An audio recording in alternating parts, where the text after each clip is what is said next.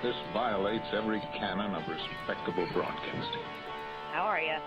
Hey, who wants to help me get this recorder out of here? I need some muscle over here. You are listening to Blame Your Brother.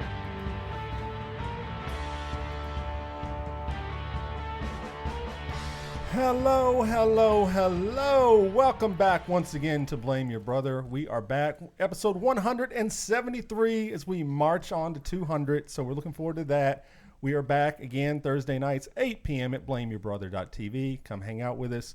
And we are coming to you tonight with a special guest, which we will get to in just a second. But there are three of us that do this every week. I am 1/3 of that trio. I am David, a.k.a. D-Brew, voice of the people, Mr. 40%, Glenn Jackson, the spiritual midget. I sit next to this gentleman to the left of me. It's my brother. It's Lee. What up, everyone? It's the one and only LeBron Safety Pin. And then this guy sitting way over to the right. It's the one, the only. It's John. Hey everybody, John here, a.k.a. Tico, a.k.a. Mr. Groupon, Mr. PTI, the Madman. They got John Tortorella, a madman. They do have a madman. Okay, he's a madman. All right, that's him. And then special guest tonight, musician, Nashvilleian, all-around cool person, Jen Starsinic. Starsinic, right? Starsinic, that's right. All right, I was in my I head. feel so ill-prepared because I don't have I'm not Ms. Groupon or anything. Yeah, I mean, do you have any? Cherry Coke. I like cherry Coke. I'm here. I'm drinking a cherry Coke. You have no nicknames? Well, there are a few last name jokes. Okay. We just talked about one, which is Starsinic, like you're a cynic of the stars. There you go, okay. Some friends have done Jen Stars in it. Ah, okay. Like they'll be like, people will come up to me and just be like, "Oh, have you seen that movie?" I'm like, "What movie? You know, who stars in it? Jen stars in it." I don't know. That's not. Yeah, really. that's clever. That's a John joke right there. That's a John joke. All right, well, we're going to talk to you about your new album coming out, all kinds of things. Go into your history, do a deep dive, all that. But we got to start the show off the same way we do every week. Who's to blame? Apologies, retractions, omissions. So here's the music.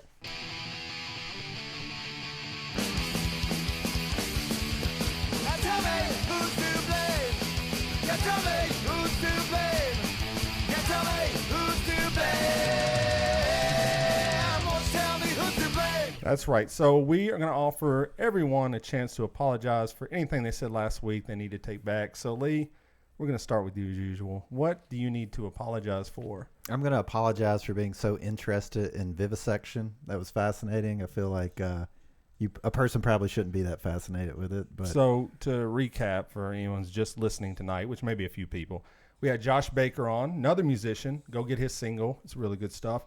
And he, in his day job, dissects bodies and then puts them back together. So that was definitely a left turn on that conversation. I knew he worked around dead bodies. I did not know he quite did that. So what did you think he? I mean, I thought he was just what like, other jobs are there? No, but he writes about like picking dead bodies up. I didn't know he was like going back to a lab and like, you know, with the lab coat and like I said, the microphone and performing section 4.3 or whatever. You know, I didn't know that. He says he doesn't use the microphone. He does. He's a liar. All right. Anything else you need to apologize for? I think you need to apologize for calling Josh Baker a liar. Josh knows he's a liar. I don't care. All right. John. I would like to apologize to Josh for fitting the word gorillas in reference to his music together at the same time. But not corn, just gorillas? Nah, I don't know the corn slide, but the gorillas, I feel bad about. Can't even. All right. It's a half apology, I guess. I don't know. Go back and listen for that. Corn meets gorillas. All right. So, and I think I was pretty much clean. I mean, all my opinions are facts, so it doesn't really matter. So we're good. All right. So we're going to move on. We got Jen in with us. So now your new album, if I'm getting this right, I got some notes here. February 7th, Bad Actor. This is the new album? EP? What is it? New EP, yeah. Okay, It's all factual. So tell us the difference between an EP and an album. What's the number that differentiates the two? I think it's playtime. I think it's like more than 35 or 40 minutes. Okay. I think we're at like 33 minutes, so it's just barely EP. Or like an EP is 6 tracks and the album is 8. I don't Whatever. fucking know. There you go. Somewhere in there. It's a collection of songs, whatever it is. So that's coming. That's coming out now. You got the single out right now on Spotify. Yeah. Picture in a Frame, which I love. And if you, I don't know how many streams you've had on it, but a number have probably been me. I'm just going to be honest with you. It's a great song. So I want to start with that song. Because it just the first time I heard it, I loved it. But what kind of inspired that song as far as artist, or it's got like a feel to it, and I can't really put my finger on it. Do you know, in terms or of the feel, or maybe none? Maybe it's just you. I don't know. I don't know that I know. I will say this is probably generally true for all my songs. I grew up playing bluegrass fiddle. Okay. And when I was 16, escaped off to an old time festival in West Virginia called Clifftop, which is not your traditional music festival. You just go and you get drunk and play music. Okay. And like no one really performs, and you just stay up all night. Basically like a 16-year-old's dream. Right. Yeah. But I don't know if you're from anyone who's familiar with old time music. It's like very trancey. It's very kind of like cyclical, and like you have the same rhythm going over and over, and a song when you're jamming with people can last like 20 minutes. So I think that kind of like trancey rhythmic sort of feel comes from that. Gotcha. Okay. Well, I love it. I dig it. So is that kind of is that like the mood of the album, or can we expect like a different kind of vibe on the songs? How'd you put it together? I mean, so I know you've come out with an album before, right? Flood and Fire? Yeah, was that your first album? I put that out a long time ago. I was like 22 when I put that out. All right. So what was different in this? Like more world experience, more exposure to different music, or how did this album come about? I think the thing that was different was I'd had longer to just kind of think about what I wanted it to sound like, because I had decided to record again when I first moved here around 2014, and then had like a whole big long like shit fight. It's okay to swear. Yeah, right? sure. Okay, Right, yeah. Cool. Of like a couple years where I was like going through a lot of personal stuff. My dad was sick with liver cirrhosis, and he got a liver transplant and is doing really well now, but I was taking care of him in Pennsylvania for a lot, and you know, I'm always just been a little bit fucked in the head. Aren't we all? I mean, you know, it's relate. But so we kind of put off recording for a long time, and I wrote a bunch of despair songs from that period, and then I don't know, when you write about your shit, it's a good way to like exorcise it, you know. For sure. So it has like a weird sort of, all of the songs are very sad, and yet it's kind of like a rock poppy like vibe to vibe, it. Yeah, like, for sure. mood. To go back to your first album, which is, like you said, you were a bluegrass fiddler, and obviously the first album has a lot of fiddle in it, right? Yeah. So this album, the pieces I've heard I haven't heard any fiddle at all. There's zero fiddle So on there's it. zero fiddle in this new Yeah. one. Like I mean, was that intentional, or have you just found yourself playing less fiddle?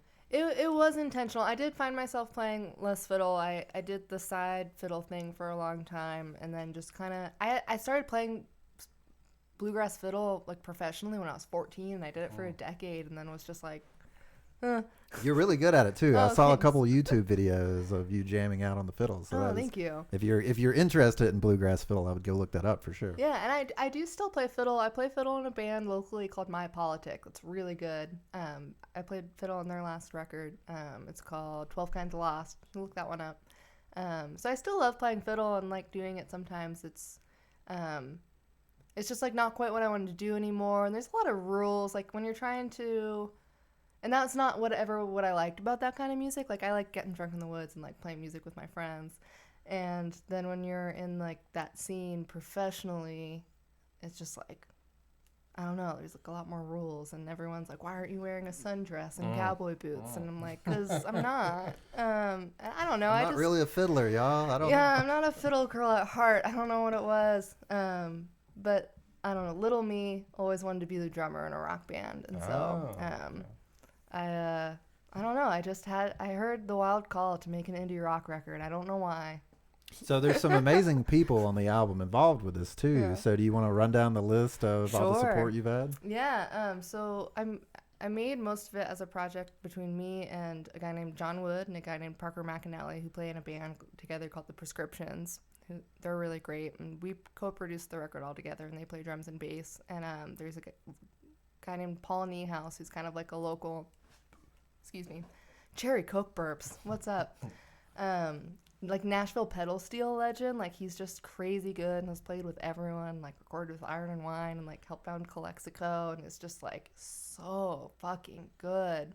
And I was living here and I'd kind of quit some of my fiddle side gigs, and I I don't know, the music the way that I write isn't ever very like commercial. It's not very commercial minded. Again, my attraction to music is getting drunk and playing music with my friends in the woods. So it's like never what I'm thinking about. So like when I first moved to Nashville, it was kind of weird. It was like, oh, am I ever gonna feel like I belong here? And Paul came out to one of my shows and just really liked my writing and came up and was like, hey, I want to play on your record. I play pedal steel, and I didn't know who he was. And another friend of mine was like, that's like Paul Niehaus, and he's amazing. I was like, holy shit. So Paul, it took us like 2 years or so to like finally get around to recording, and Paul the whole time was like, oh yeah, just let me know. So Paul plays steel and electric guitar on it and is just like a genius. And then there's another guy named Ben Alleman who's a genius keys player who plays with like Jenny Lewis and Grace Potter and people like that, and they're all amazing. over it, and they made it sound really, really good. So, I mean, the new album definitely has more synthy sounds, more modern sounds. Is that kind of your addition to it, or did the team come together? You mentioned genius keys players. So yeah. Well, we recruited Ben for that reason, because I wanted to get a lot of that on that. And that's really just me, I think, being open-minded and true to like what I really like, which is like I like Bruce Springsteen, and I like old-time music, and I like dream pop, like synth pop, like put on some Robin, like let's go. And in my mind, I'm like, why can't all those things exist together in music? And now they do. So do you play drums on any of the tracks? That's the real question. I do not play drums. I know like 3 grooves on the drum kit. My lifelong dream is to be the drummer in like a shitty garage rock band. If anyone wants to, do you guys want to be in my band? It's not all that cracked up to. I was like, well, we have been talking about putting the band back together, so we might. We have someone at the table that's been a shitty drummer in a shitty in a garage rock band. Yeah, what am I missing? But nothing at all. Where were you? Where were you 10 years ago? But we could have used you. I think you get yelled at a lot, and then you may or may not have a guitar stand thrown at your nose at some time, just to let you know things to be aware of. Yeah. Plus, like, you have to carry drums everywhere. I get it. I get the life of the drummer is not as easy as it seems, but. No, and John can attest. It's cracked up to be, but it's fun. I mean, you had blast doing it, right? I mean, not just really. playing, period. Yeah, I mean, not specifically the drums, just being in a band, period. Right. Really. Yeah. But we got a little bit crazy at times. I mean, it is cathartic. I mean, totally playing the drums, but just setting it up and tearing it down is not fun at all. Totally. That's the worst part. Yeah. Oh yeah, definitely. There was a moment when we were recording where John, my drummer, it's a song that is not out yet, though I have CDs for you guys. You can check them out. Oh, sweet. There's kind of like an incredibly slow 7-minute pop jam that happens on the record, and when we were recording that song, John was trying to get like the perfect snare sound. Just like, okay, there's so much space to fill up. Like this sound of the snare is really gonna be like present, and he wanted to get it perfect, which like I appreciated, but it was like he thought too much about it, and I kept checking in like, okay, does this seem like it's productive, or does it seem like he has fallen off the deep end? And maybe like 25 minutes later, it was just like, John, I think it's okay. Did he get it? Did he get the sound he was looking for?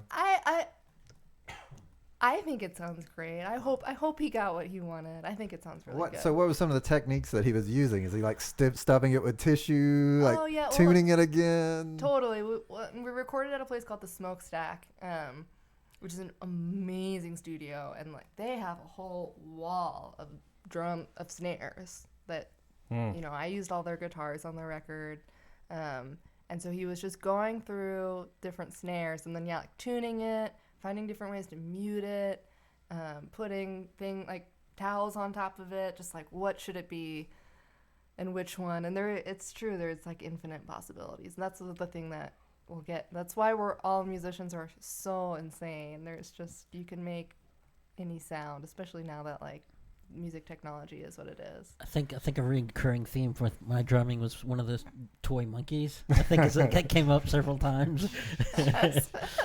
So did you have a moment when you were writing the songs for this album or recording it yourself where someone had to come and check in you and Is this productive? Oh, yes. It was like the whole process. And that person was Parker, who plays bass and like really did a lot of the producing of the record. And he has like a very, bless him, even-tempered person who's very good about just like knowing when you're diving off the deep end and being like, okay, hello. Everything's fine. Let's refocus. Well, that's So good. for sure, So, yeah. like 2014, your first album comes out. Obviously, 2020, the release of this one. Yeah. As you mentioned earlier, you went through some difficult times. Yeah. Are these songs something that were developed over the 14-year period, or?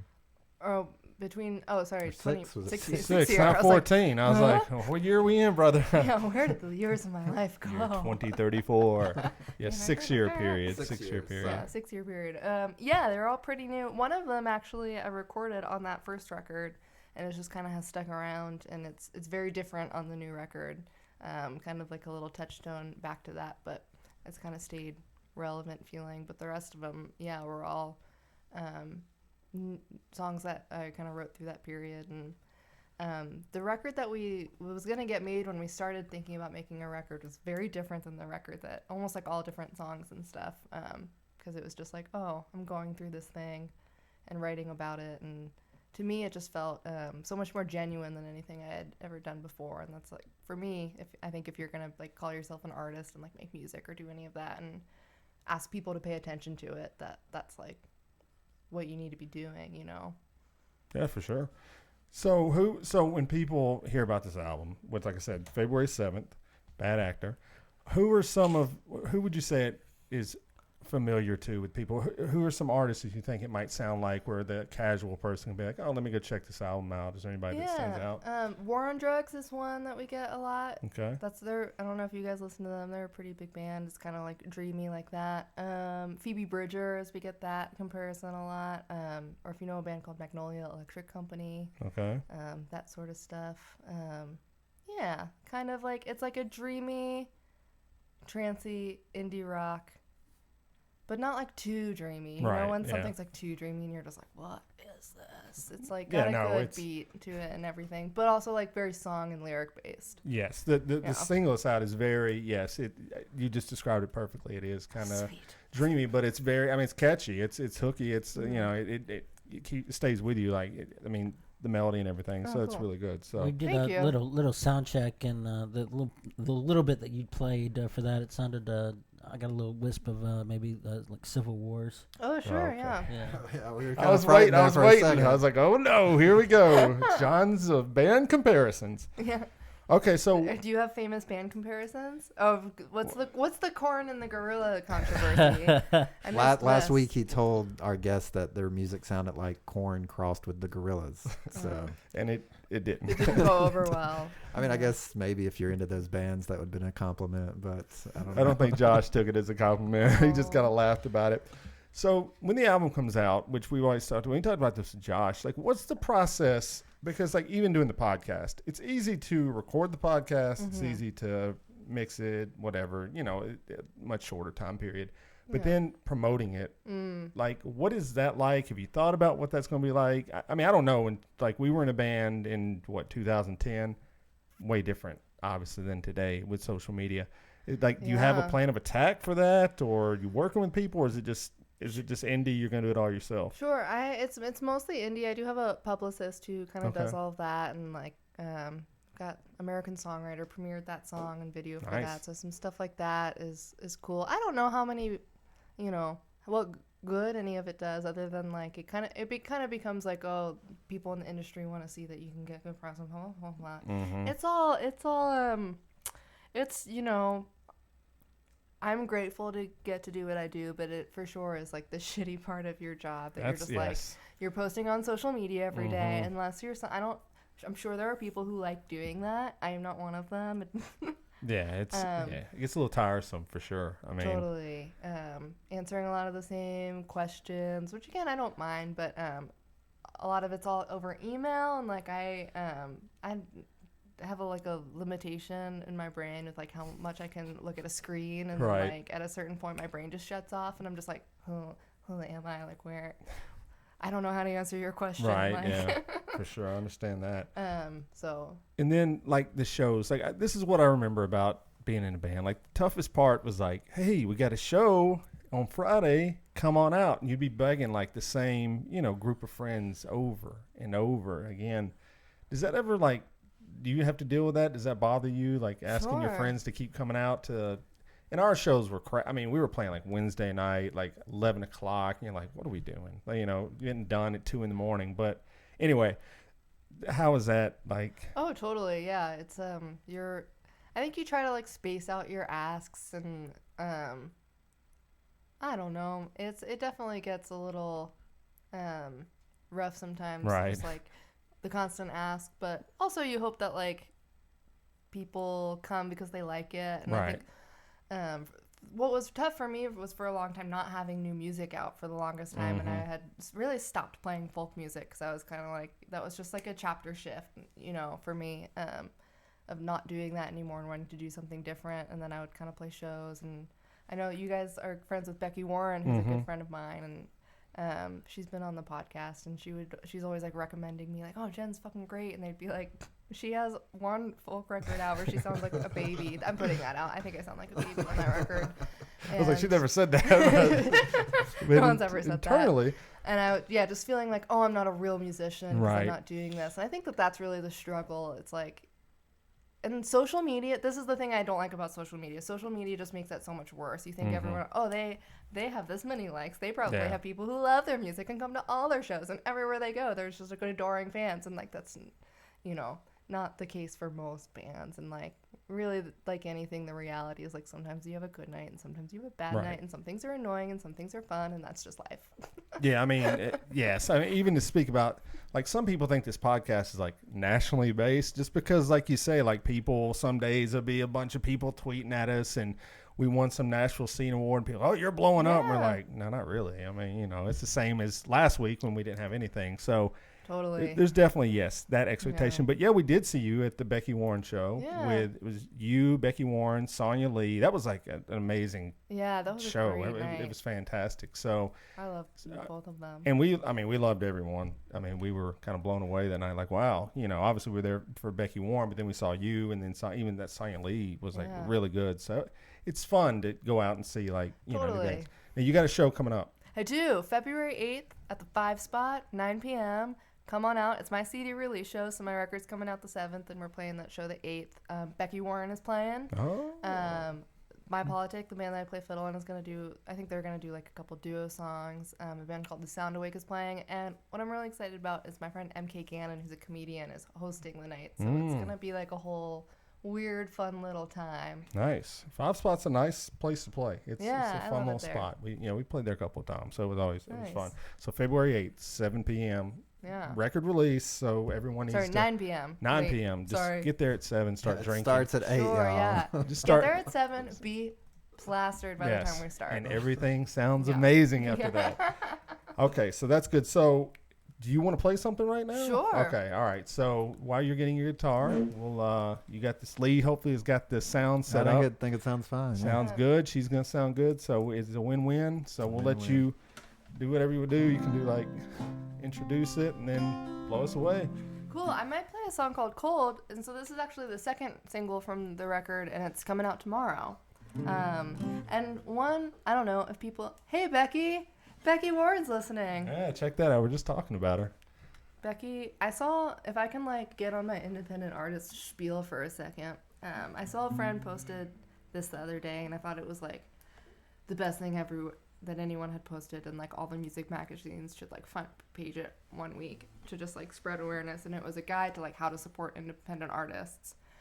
And one of the things that he said is like, buy my physical records, because like I don't get money from Spotify really, but people in the industry really look at like social media numbers, Spotify streams, all of that. So he was like, buy my vinyl, but then when you're on your phone, stream it on Spotify. So if anyone wants to like go on Spotify and like set my song on repeat tomorrow, or add it to playlists and send it to everyone you know, that would be cool. I actually, on my email list, I accidentally added like a customer support email from like a t-shirt company that I'd like ordered t-shirts from. And so when when the last single came out, I blasted out to my email list like, hey, single's out, go listen. And I went to them and they emailed me back and they were like, happy to hear you're doing well. We sent it to the office, like, happy record release. And you can, like, see where people are listening to you on Spotify and, like, in their town. I had all of these streams. There you go. So now your new strategy is just go through the email, click. Customer support emails. Everyone's like so sad at their job. Just be like, hi, I love you. Here's a song. But yeah, this is a song called Cold. All right.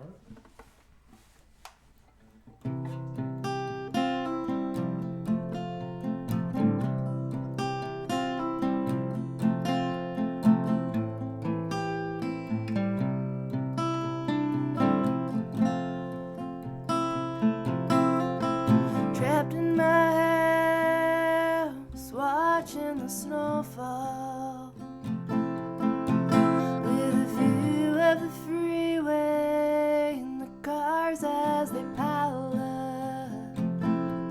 There's gotta be 20 dead so far in the storm of the century. If this was another year ago, you'd be here making love to me. This shit used to turn out alright. I've never even worried about the ice. It's a whole new feeling, the feeling of falling, of slipping over the edge.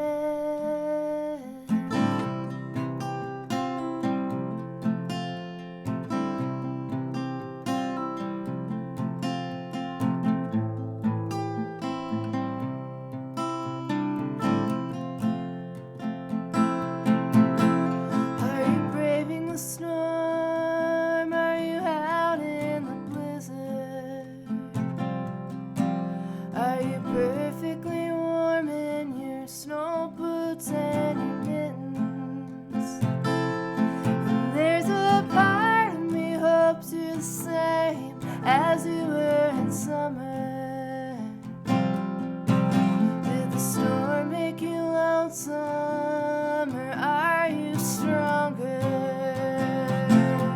This shit used to turn out alright. I've never even worried about the ice. It's a whole new feeling, the feeling of falling, of slipping over the edge. I've never even seen this much snow.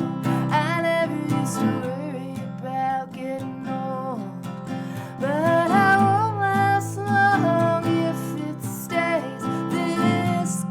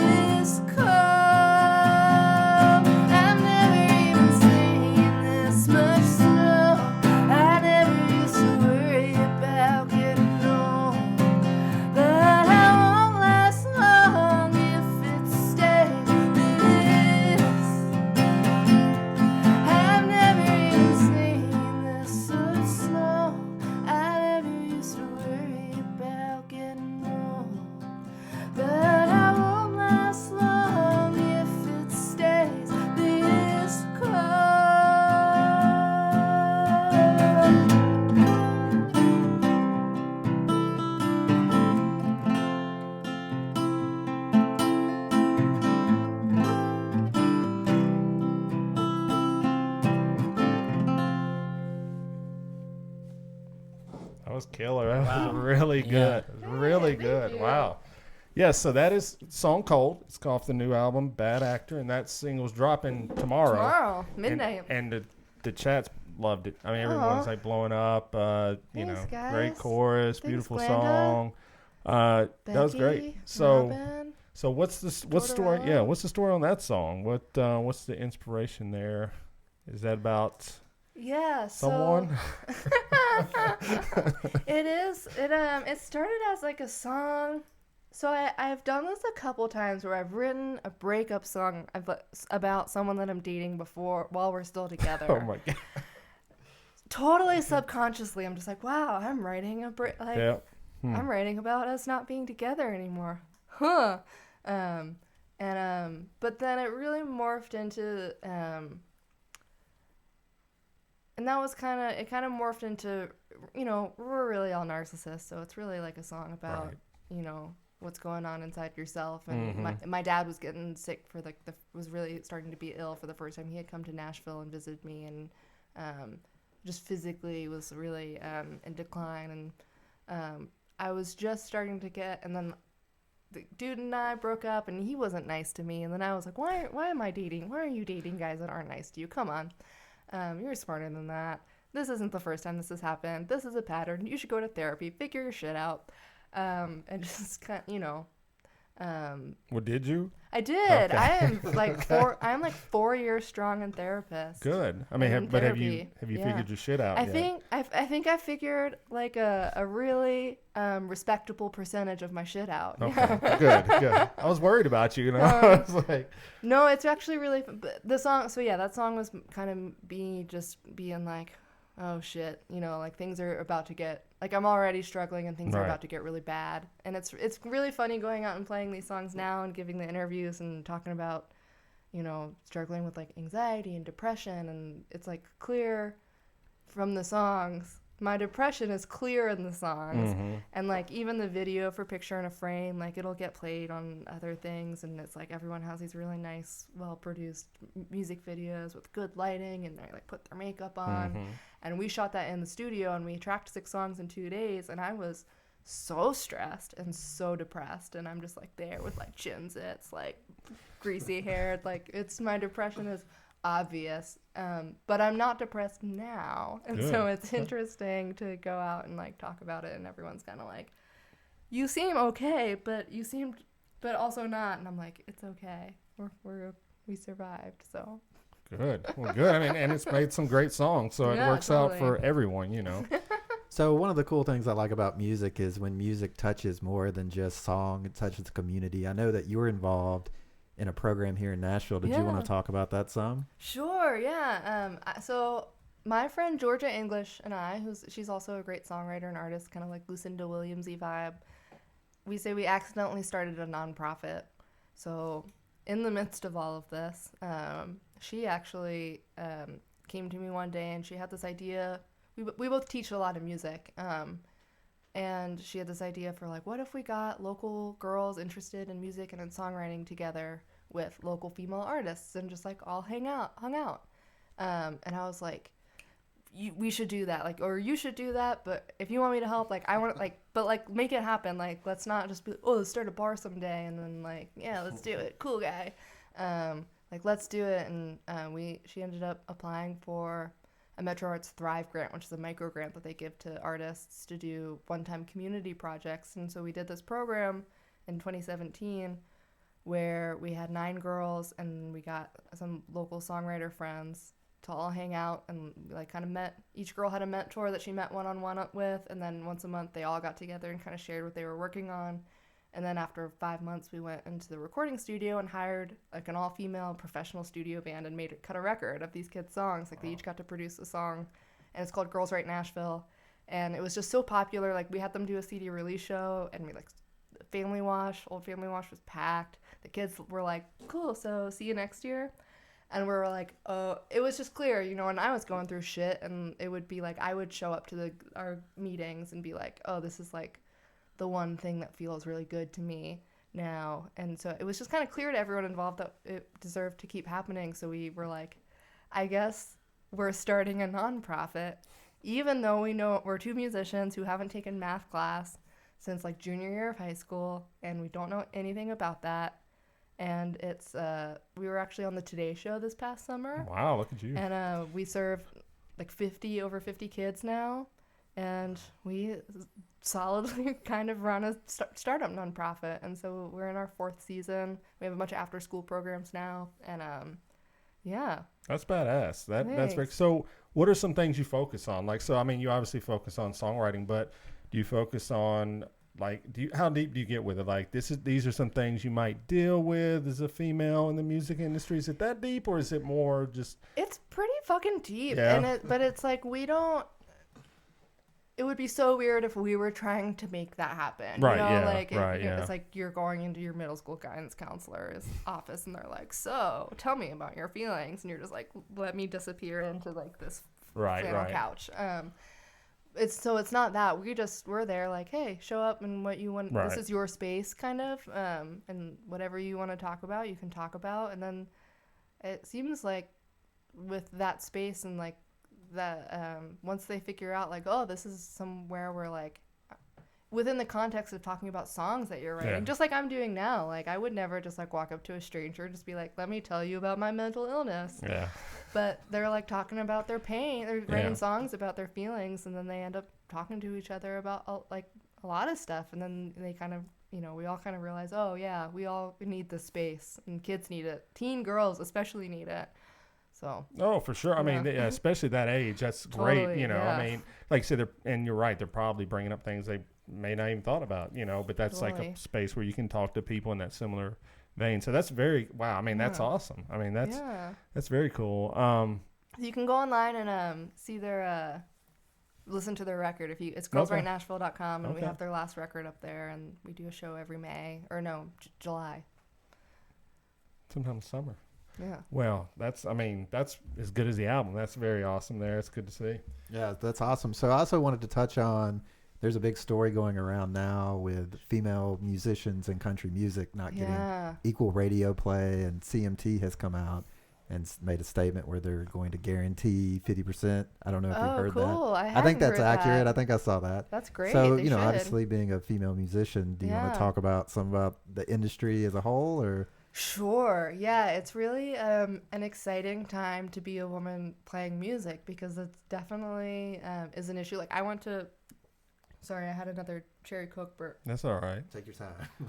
Okay, it went away. Oh wait, no, there it is again. Okay, fine. I went to Berklee College of Music in Boston, which is like a great music school. Well, it's more in grade. I mean, I think you're being a little bit humble. Yeah, I saw that when I was looking at your bio. I was going to bring it up. I was like, maybe she'll bring it up. And that would be how I would introduce myself to people. If I just met people, I'm like, hello, my name's David, and I went to Berklee School of Music. But yes, a good little, yes. So you went there. It's like the MIT of music. Yes, it's very good. So anyway, so you went there. I went there, and it's like 80% guys, or maybe their stats are better now, but it was heavily male.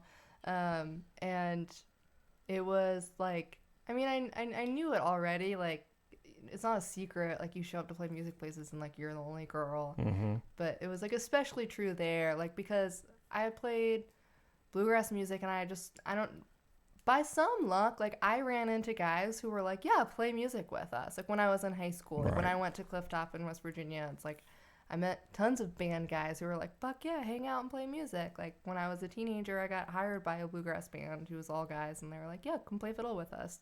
And it was all great. And I had a lot of really great experiences at Berklee too, but it was definitely like showing up to record, and like all the other engineers that I don't know are like, whose girlfriend are you? And I'm just like, bitch, I need a microphone. Right. Like, and trying to like get side, like when I played side fiddle, like fiddle in other people's bands, it was always kind of really difficult to get gigs. And this is still true that like some guys, if it's all guys in the band, they don't want to hire a woman because they're like, oh, and like, well, we have to get your own room, and like blah blah blah. Like, oh my God, you're a girl, you don't know what to do, and you're just like, ugh. Just be a human around other humans. But it's definitely with the Me Too everything. You know, people are finally like talking about this. It's like it's an exciting time. Like I'm starting to do some side work again, and like playing keys and stuff like that. And people are like, "Oh, there's so many people looking for female side musicians," and I'm like, "What?" There's actually a great band called. There's a couple artists too that I know that like are female artists that kind of like stopped really pursuing, like, not that they're like, I'm gonna quit playing music, but they're just like, I'm gonna cut off the road and stop trying to like make it or whatever, because like there's so much resistance, and now there's all of these things are happening, and they're like, oh, okay, water's warmer, let's go do it. Yeah, I would love to play music again. And so that's exciting, because it's like they're cool bands. Like, girls are crushing it right now. Like, the music that women is making is exciting. It is. I mean, yeah, some of the best albums of just the last year. I mean, I think of the Jenny Lewis album was one of my favorites. And then Casey Musgraves, really good album as well. So, yeah, I mean, you look at some of the lists, a lot of them are, you know, female. Yeah. It's less of the dudes, really. I mean, if you really look at, like, year-end list, I mean, I guess they're on there. But it's more like hip-hop and, like, as far as rock, it's kind of diminished. I don't know. I always was looking for, like, when we were in a band, I always wanted a female in the band. I just thought there's a female energy, there's a vibe, there's a different way. Even, like, and everyone sees music different, but you're right. You get three dudes together and they all like the same kind of music. Totally. You're not getting anything different out of it, you know, so it's good to have, like, the different, you know, so, I mean, it's cool. And for sure. And hopefully I did see that story, which was crazy. And they said they went on record that they were told they cannot play two female artists back to back. And I'm like, what? Yeah. Like, that's. Well, I mean, I don't know. I don't listen to a lot of pop country radio. Yeah. But if you do, you'll understand probably why they say that, because they're very committed to playing some really awful music. Oh, yes, they are. Yes. There's some bad stuff out there. I mean, they don't want to cramp their style, you know. No, that's for sure. It I is. look at it anyway. I mean, you know. So we've had other musicians on here, and what he posted online, he said basically like rock and roll is dead. So David alluded to this. You look at a top 40 chart these days, you see a lot of dance music, you see a lot of hip hop. Obviously, from your backgrounds of folk, fiddle, bluegrass, completely different. Even going into like a dream pop. So what are your takes on like where rock and roll is? Where can we take it? You know, you alluded to the Family Wash, which was to me a national staple. It's no longer there. So I mean, you know, Americana in general, which is how I classify a lot of this music these days, because I do feel in a lot of ways rock has died. But where do you see it going, especially in context of being in Nashville as kind of like a location, a route, you know, so to speak? Wow, that's a really heavy question. Sorry, I mean, answer it how you want. We want you to answer for all the state of music right now. It's on your man, shoulders. Like, how much time do you have? Right? I don't know. It's like, I don't know that I have a good straight answer to that, though. I think about it literally all of the time. I kind of have maybe like a little bit of like an ethnomusicologist like attitude towards it, where it's like, okay, well, where does music happen? And I think that like rock music isn't something that happens well over the internet. You know, it's like when you think about like what's the most valuable thing about like rock and roll, it's not like me sitting in like my bathroom like brushing my teeth to, you know, rock music and just getting angry and then being by myself, you know. But I also think like rock music is kind of it's a great way to like talk about some negative emotions and like anger and stuff like that. And I feel like in general we're all like, our society is pretty repressed right now. And so I don't know, like pop music, dance music, I always love, and that has more of an outlet because it's like I don't know, it's a little bit, it's like the caffeine of music, you know. Everyone's like trying to be on uppers, and like, can't blame you. Right, yeah, right. But I don't know that like I would say rock and roll is dead, and if it is, it's like, well then shut up saying like rock and roll is dead and like try to revive it. Well, I would imagine that people saying that are probably people in our era where we grew up, you know. I mean, grunge hit right when we were teenagers, and that was massive and huge. And then you had the garage rock movement and all that. And it just hasn't been, for us, there hasn't been any bands like that anymore. Like, you take one of the biggest bands right now, Greta Van Fleet, and we hear it and we go, oh, that's Led Zeppelin. Which, I mean, it is Led Zeppelin. But, I mean, so it's hard for, and I think rock and roll, I mean, I know people love classic rock and roll, but like, it's really a young man's game at some point. I don't know that I got to be a man. Well, young mankind game. But like my kids who are, you know, 11 and 9, I mean, they'll listen to whatever I listen to and they like it, but they're not going to go out and search it. you know, their favorite bands are like Imagine Dragons or 21 Pilots or whatever those bands like that are, which to them is rock. But I'm like, hold on, It's like, no, it's let not. me put on some. So I have played them real rock, but you know. Do you ever feel like some of that though is just like everyone in the music industry, like in the industry side, trying to play it so safe? Yeah. They're like, we don't have any money. We cannot afford to put out a failing record. We can't afford to take chances. So they just kind of like put out like clean sounding poppy. I think like, so. Yeah. This will be a hit. We will make money off of it. The kids will stream it.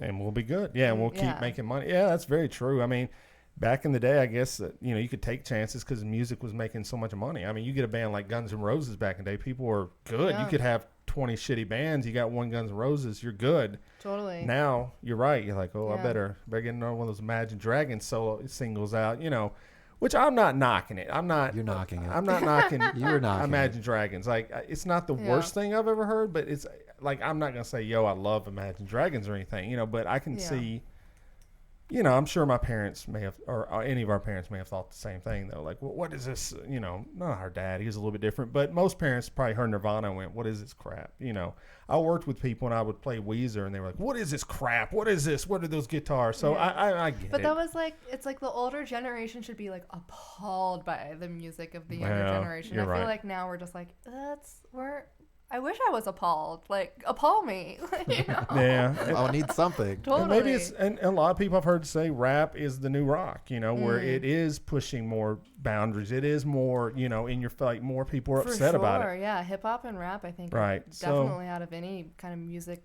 genre are crushing it way more than the rest of us. So 2026, Jen Starsinic hip hop dance album. Is that what we're seeing? That'd be tight. For sure You're going the more synth beat to get some, you know, some drum loops going. Well, there's already some drum loops on this record. They're subtle in there. Oh, So if you need someone to skirt for you, You're just on a let me path. know. I'm there. We can No, I'm probably be a hype man. I don't know. There are like, I don't know. Do you guys listen to Kurt Vile at all? He like does. Kurt Vile? I think sometimes Kurt Vile has tracks that I'm like, this is totally hip hop influenced. Like, Yeah, he's not afraid to go Yeah, in every single direction totally. possible. I love so, Kurt for that. mean, Fellow Pennsylvanian. Yeah, and I mean that's the weird thing about also being in Nashville is you can be a little jaded because you can go out to Cannery Row like on a Friday night and see someone like Jen Starsinic just randomly playing, and you're like, oh my god, this is amazing. And you know, I've been to hip hop shows too, and there's an element that's kind of missing in a live performance. And I mean, some hip hop artists definitely bring in the live band, but you know, a majority of them use a backing track, and there's definitely something missing. And I think you allude to something when you talked about going into the woods with your friends, or even just sitting here playing an acoustic guitar.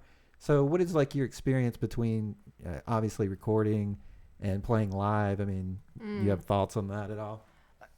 Sorry, just like you were talking about, like missing something when you don't have that kind of live aspect of it versus recording. Right. Like, do you feel like the recording maybe, you know, some people probably feel like the recording is kind of like the penultimate experience. Like we've gone into the studio, totally. We've gotten everything exactly right. And then some people might say, you know, well, the live performance, you have to go see Jen live if you really want to get the experience. Totally. Yeah. No, I see what you're saying. I think I really appreciate live music in that way. And I do think that that's something that like we're so heavily into like recorded stuff now. I would be interested. Like, are people going to just concerts like they used to? I don't know, but also you talking about like big concerts or just like any concerts or like local concerts? Yeah, that's probably a good question. I mean, I know big ones they are. Yeah. But like different bands, like Post Malone's coming here and it's sold out like in 2 days. Yeah. You know, like, but I'm not going to that. But in terms of like a local scene, you know, and like that's like art's that's how art gets made. It's like it takes people getting in a room and like hearing each other. Yeah, that's true. Local scene, but I love recording too, though. And this record, I mean, we did some overdubs, and I like tracked vocals later, but we did most of it just kind of live in the studio. And that's that video for Picture in a Frame. I was kind of happy that that's how that video ended up, just showing like we were just in a room playing music with each other, and like I've kind of, when I make records, I purposefully try to make it a little imperfect. Like I have a pretty strict no auto-tune policy. So there's like no auto-tuning on my record because I think especially for like women's voices get really overly auto-tuned. It's like this, oh, it should be perfect. And it's like, no, it shouldn't. Like, I'm so tired of hearing perfect shit. Like, I'm with you. yeah. We'll work on that on 2026. We'll have you. There you go. A little Wayne on T-Pain, it. yeah. And to address the state of rock, one more thought is that you got to look at most of the big rock stars were all messed up people. Like, I mean, if you really dissect them, they had bad parents a lot of the time, had bad childhoods. They didn't know how to deal with. I mean, it was cathartic to like. But now I think maybe kids are being raised like a little bit better. Like we're more aware of mental health and how, So you just see as. In this So we basically have nothing to sing about. Is that what you're getting at? I don't see I don't think that's true. I don't know. My kids are going to grab a guitar. Like, I mean, I want to do it because when we played, we were smashing guitars and throwing drums and just drop kicking each other. I mean, and it was released. I don't see my kids doing that because it's like, what do you have to really? Well, they're not teenagers yet. Well, We've got a right, little we'll ways see to go. about that. But I there may be something to that. I just look at like all the bands like Nirvana or Guns N' Roses or pick anybody. I mean, like the Clash or the Ramones or anybody like that. And they, Well, maybe they'll have rap battles at school or something. maybe that's what it is. Maybe the rap is like more like, look at my stuff. Maybe it'll be like, meet me at the docks, Dad. We're about to throw down. So I don't know. Well, I don't know. More than I would think that it's like, I think personally, I think kind of pain is inherent in all of us. Like, we all have shit that we could sing about. I would, if I can go on my like creative nonprofit soapbox, I would think that it's more about like, do we really encourage kids to have like uncensored self-expression now, especially when you're going to school and it's just like standardized tests, and then like, people real older than me will talk about, what it was like. My dad will just be like, oh, yeah, we would just get sent out with, like, 50 cents and be like, cool, have a good day, like, as a kid. And it's just, like, a lot less structured, a lot less pressure, just opportunity to just kind of, like, explore. Yeah. Even when I was a kid, it was just like, oh, it's summer. Cool. I got all the neighbors' backyards and mine, and, like, we're just going to go run around. Whereas, like, I teach a lot of kids, and it seems like they're all so scheduled. And it's like, parents are bringing their kids in when they're like 7 to learn piano so that they can get into a good college. And you're just like, well, I'll teach your kid piano so that they like have a creative outlet, and like, yeah, it'll probably help their brain, but I'm not gonna, like, that's kind of weird to me. Like, oh, I'm gonna like get in and like. No, and that may be it too. I mean, there may be a little bit of everything to it. You got to drop it. I got some Berkeley connections too. I'm just saying. There you go. Yeah. Okay, so do we want to? So we have a segment where John tries to help people. Speaking of helping people, and it's called Dear John. Oh, yes. Oh, I didn't do this. Can I be your assistant? No, I will need the help. Okay. Please be his assistant. All right, so Lee's going to read this response. It was sent to us, and you and John, Jen and John, this week are going to help this person. So here we go. This one comes in. Dear John, I moved in with my boyfriend Greg 3 years ago into the tiny but very economical house he rents. It's cheaper than all other rentals in our area and allows us to save for a home of our own one day. Great. However, after many months, have discovered to my dismay that our landlord is the mother of his ex-girlfriend. And the ex is acting manager of the property we live on. Whoa. This means that for as long as I've lived here, Greg's ex and her mom have been in frequent contact with him and are an inescapable part of our lives. Greg gets along fine with them and doesn't want to move because of high rents elsewhere, but I'm very uncomfortable with the awkwardness of our living situation. Am I being too sensitive, or should my boyfriend never have lived there in the first place from cheap rent? It seems like there wasn't a problem before you found out, so it sounds like it's your problem. Oh my God, John, disagree. Thank you. That's what every guest says. Heavily disagree. John has a point. John makes a point of attacking the people that write in every week. It's unbelievable. I mean, all right. Oh my goodness, John, you've done it again. All right, so So take that for what it is. So Jen, what do you? Well, Help them out. I have a thing where it's like I don't believe in being too sensitive. Like it's like maybe you're, no. It's like if your feelings are your feelings. So I would be fucking uncomfortable with that, and it's like, that's fucking primal, like where you live and like feeling safe where you live. Like you gotta feel like okay when you get in your bed at night. So, and plus, so these people are asking for advice. The big thing though is he never told her about this either. Yeah, there's like a secretive. You'd think it'd be like, okay, move in and it's cheap, but just so you know, my ex-girlfriend's mom is my landlord. They're here all the time. I've never properly moved on from the situation. That's what I would agree how with. How cheap are we talking here, though? Because I would put up with a lot for some cheap rent. That is very legitimate. And it's Nashville cheap. I would put up with a lot. Moving is the worst. So it's like, well, can you buy a house in a year? Like, stick it out. We're living here forever. I have too much stuff. But it might be a big leap to say you're gonna. Robin says the boyfriend should not have moved there. Well, I would say without a conversation, like Lee said, like, hey. Or Jen, whoever said it, like, hey, my ex's mom manages the property. Do you have a problem with that?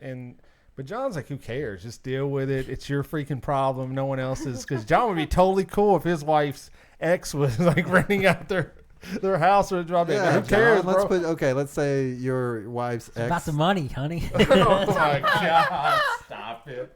You need to stop complaining and go get a second job. Obviously, based on the letter, the plan is to move out. They're saving up, so.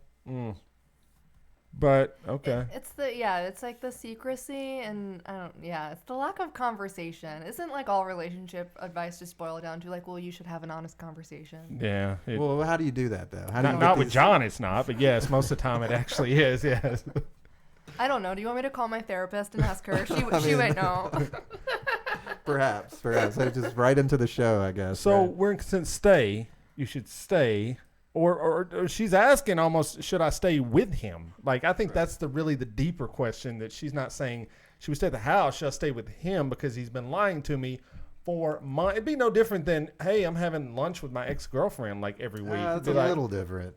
That's a little different. Not really. He was probably dating this girl when he started renting there, right? Yeah. And then they broke up, and he's like, well. And they were like, I hope that's not what it is. That's really bad if that's the case. That's even worse. If they broke up and then he just didn't move out. How is that worse? Because then you got cheap rent, though. Just disclose that information. So stay with her or leave. I'd stay. John, so you'd stay, Jen. I'm not going to tell someone to leave their boyfriend or stay living in their boyfriend's ex-girlfriend's mom. Jen, we got to make the hard call. Just blink once if yes and twice if no. It's time to go. It's time to go. I would not want to live there anymore. Thank you. That would inspire a song on the new album. That's what I'm thinking. Okay. I don't know what was her name? She didn't say. Cheap rent. Greg. Cheap rent. I'll write Call a song this song for you, Lukewarm. Yeah. John, so what's your final advice? Called Greg's ex-girlfriend. Well, let me throw in here. How often would you mom. see your property manager? Is this really that big of an issue? Depends on where they live. Maybe they live like one house over. I don't know where they live. Well, didn't she say it was like I think she if felt like they were live that always close, around? they probably know. She probably would have known long before. Well, she found out. So Yeah. she did say it was constant contact, but she doesn't sound like she's being too rational about this situation. Well, she's at the probably same time. upset to find Right. out that her boyfriend lied Right, to I get her. it. That's what I'm saying. But how often do you see? You've rented places. How often do you see your property manager?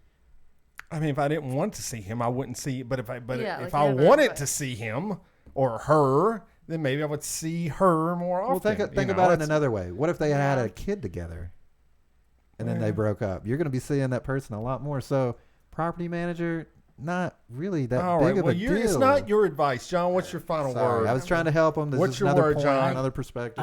I mean, the big thing is the full disclosure thing, the lack thereof. That's kind of problematic. But for the overall scope of it, keep saving your money. You're going to move eventually. Yeah. So if it's cheap, don't make a peep. Is that what you're saying? There you go. All right, there you go. Yeah, Brooke is saying if that rent is cheap enough, it's worth staying in like Nashville. That's true. There we go. Stay. Who cares? All right, there you go. All right, that's Dear John.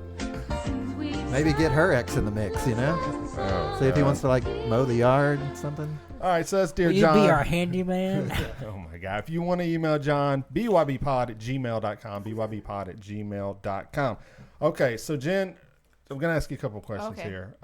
Did you want to play another song? Or, Sure. Okay. I can play a song. Let's do that after. We'll do that to close the show out. That would be Okay. awesome. Okay, so Bad Actor, Yes. February 7th. Yes. All platforms, I'm assuming. platforms. Okay, Spotify, stream it. Oh, also I'll say I'm gonna be launching on Saturday like a pre-order thing on my website, and part of the pre-order thing is you can pre-order just like a digital copy of the record. You can pre-order a physical copy of the record, and if you do it before it comes out, I'm also sending digital like demos of all the songs. Wow, so look at that. So it's stuff that I'm never gonna release. So if you pre-order, you get some secret songs. So what website? So that'll be on my website, jenstarsinic.com on Saturday. There you go. So get that.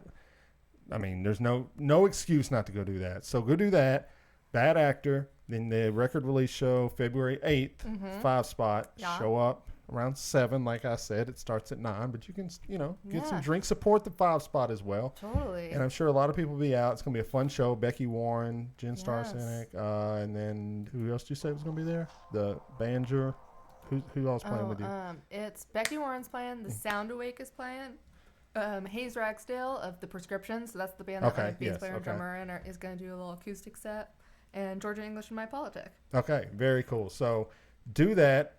I mean, we're going to try to make that out for sure. I would love to see that show. Yeah, please come. And then go check you out on, you're on all Instagram, The Instagram. Twitter. You guys, I have like no Twitter followers because I don't understand Twitter. Follow me on Twitter. Yeah, it's a different kind of, it's a weird place to stay at. Okay. Be careful what you ask for, too, on the Twitter. We've got some people that, I don't know, you might be, I need to block these people. But anyway, and so now I want to say, our friend Brooke Jolly, comedian, is going to be doing a comedy show with Christy Monroe, apparently the stripper comedian, who is on America's Got Talent. And they're doing a show January 31st, Friday, 7 p.m. at Twin Kegs 2 in Nashville. We will be there. But here's this awesome thing. We're going to put this in the show notes. If you go to the link we're going to send, the Eventbrite link, and you use the code BLAMER, you get 50% off the tickets. Ooh. So we're going to be there. Brooke, a great comedian, and this Christy Monroe is apparently blowing up. So no excuse not to be there. Then go check that out. Then go to Jen's show. You got your next 2 weekends planned out. So there you go. And then so follow her on Instagram, Twitter, Facebook, I'm assuming. Yeah. Everywhere. Yeah. TikTok. I don't have a TikTok yet. I'm not hip enough for it. Good Lord. Please don't bring this up. He talks about TikTok every week, you know. My publicist talks about TikTok. It's the kids' social media, Yeah, man. it's Got to the skew thing. young. Totally. Well, you make one for the podcast, and I'll let you be in charge of that. It's so like YouTube and TikTok. okay, I'm done. I'm too old for this. I'm hearing Don't words. trigger the old man with I know, I was TikTok, like, "Oh, please. TikTok. Okay, and then you can go check us out at blameyourbro.com. That's our website where you can pass all the past episodes. You can check out Jen's. You can check out Becky Warren's if you want to go check that out. And then we got articles up by our friends Josh Baker and Adam Cox. They write great articles for the website. We got T-shirts for sale. All of our social media is up there. Our Amazon link. So if you're going to buy anything through Amazon, go there, click that, buy a bunch of crap. We get a small percentage of sales. And then you can email the show as well. So just go there. It should be, you should go there, go to Jen's website. That's it. That's all you need to do for the next week. So, all right. So you're going to play one more song for us. Okay. And then that will be the end of this episode. So hit that like button if you're watching live. Thanks for everybody that came out to the live stream tonight. We appreciate it. Thanks for all the positive feedback. Okay, so what's the song going to be? I don't know. I'm trying to think. Oh, here we go. It's Maybe the Going to the Ocean. I'm sorry, I don't know the name. Yeah, I was just thinking I was going to play Picture in a Frame for you because you liked it, but that's out. I was thinking about doing Drive to the Ocean. Do that. That's fine. Because this is a fun little song. Okay. You guys can just go on Spotify and listen to Picture in a Frame. You don't need me. I don't know. That's true. But okay. All right. So she's going to play us out. So thank you so much for hanging with us tonight. And this will be an awesome way to ride us off into the sunset. So whenever you're, I don't know what that was. All right. So whenever you're ready, you can go. Well, the sun's coming up. It's a good day, I guess. I've learned not to trust everything in my head. But the sun's definitely coming up. It'll surely get warm. It'll stay that way till winter comes. When I'm alone,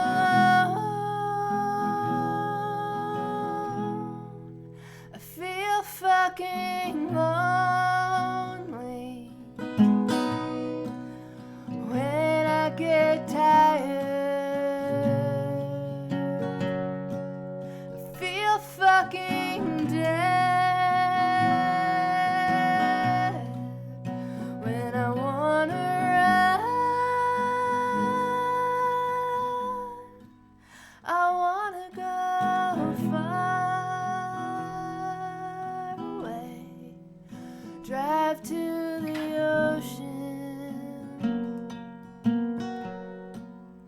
lay on the sand.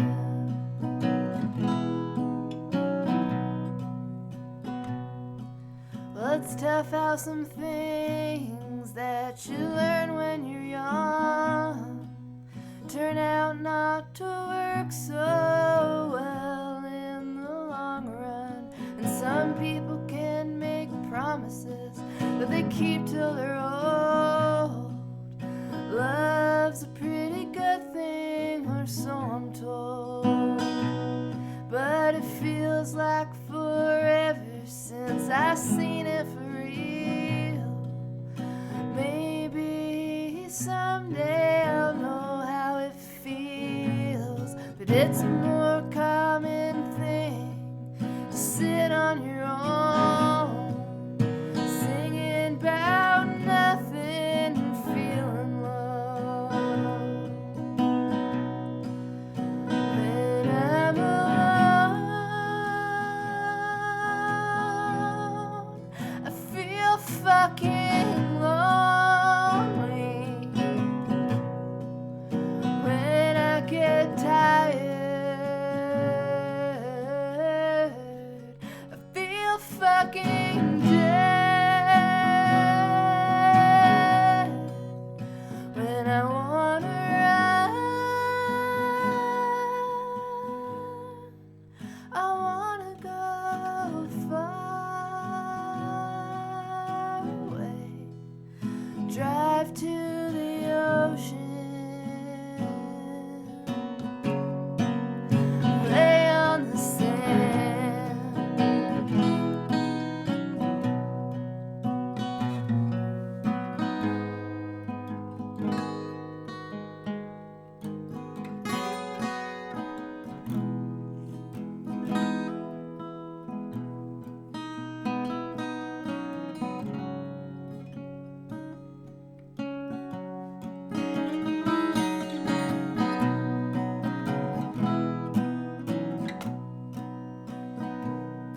And I'm sick of pretending that I'm doing fine. The sea is so